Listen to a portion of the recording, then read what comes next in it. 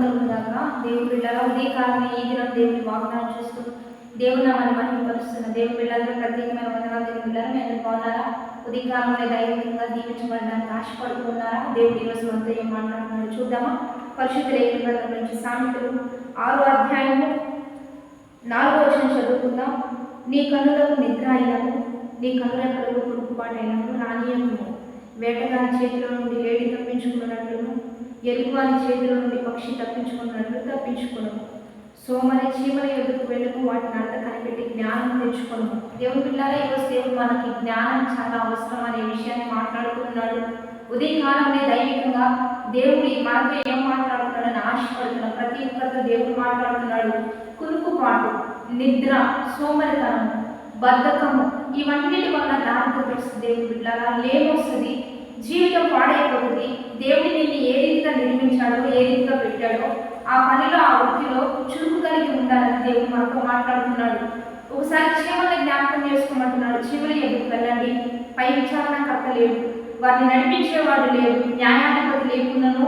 అవి చాలా క్రమంగా, చాలా చక్కగా ఆహారం సంపాదించుకునే విషయంలో, వాటిని దాచుకునే విషయంలో, కష్టకాలంలో, కోతకాలంలో ఏ రీతిగా వేసవి కాలంలో కష్టపడి కూర్చుకుంటాయో, మరి ఆహారం దొరకని సమయంలో ఏ రీతిగా పోషించబడతాయో ఒకసారి వాటిని చూడండి, వాటిని నేర్చుకోండి.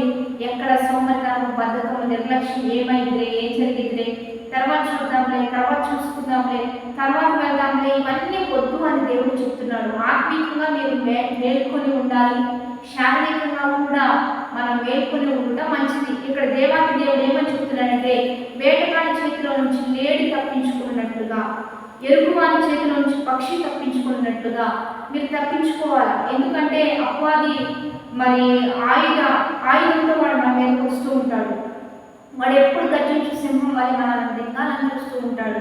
నువ్వు వాడి చేతిలో పడిపోకుండా తప్పించుకోవాలి అంటే ఏ టైంలో ప్రార్థించాలో, ఏ టైంలో మెలుగుగా ఉండాలో, ఏ టైంలో కష్టపడాలో, ఏ టైంలో ఆహారం సంపాదించాలో, ఏ టైంలో పని చేయాలో, ఆ టైంలో నువ్వు పని చేస్తే నీకు నష్టం రాదు, దారిద్ర్యం రాదు, పేదరికం ఉండదు, కరువు ఉండదు, ఇబ్బందులు ఎదుర్కో. కనుక దేవుడు ఒకటే చెప్తున్నాడు, నువ్వు కష్టపడే టైమా, పని చేసే టైమా, ఎర్లీగా లేచే టైమా, చదువుకునే టైమా, మరి పనికి వెళ్ళే టైమా, జాబ్ చేసే టైమా, ఆ పనిలో నమ్మకంగా పనిచేయి, యథార్థంగా పనిచేయి.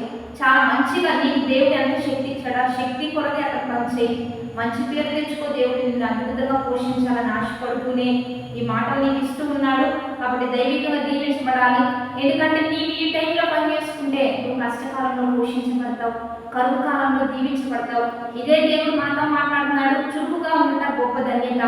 యోసేపు ఎక్కడ అడుగు పెడితే అక్కడ మరి అద్భుతంగా ఫలించాడు. ఆ యోసేపుకున్న పేరు ఏంటంటే ఫలించడి కొమ్మ. ఆయన శాఖలు ఆయన విస్తరించినాయి అంట ఆ ప్రాంతంలో.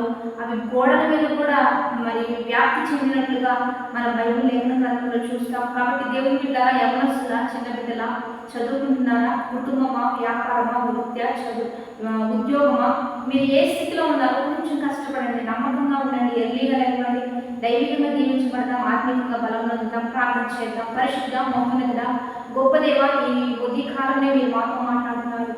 మేము చురుకుగా ఉండాలని, కష్టపడి పనిచేయాలని, మేము ఎక్కడ సోమరితనం, నిద్ర, బద్ధకం, కృంగుబాటు, మంచుతనం, నిర్లక్ష్యం ఇదేది మా జీవితంలో రాబోదయ్యా. మేము ఏ ప్రొవిజన్లో ఉన్నామో, ఏ మార్గంలో ఉన్నామో, ఎక్కడ మేము పనిచేస్తున్నామో మేము నమ్మకంగా పనిచేయాలి, మా శక్తి కొరకు పనిచేయాలి, మాకు మంచి భవిష్యత్తు ఉండాలి, మంచి మార్గం మాకు సిద్ధపరచాలని నీ వాక్య వాగ్దానాన్ని బట్టి మేము తెలుసుకుంటున్నాం.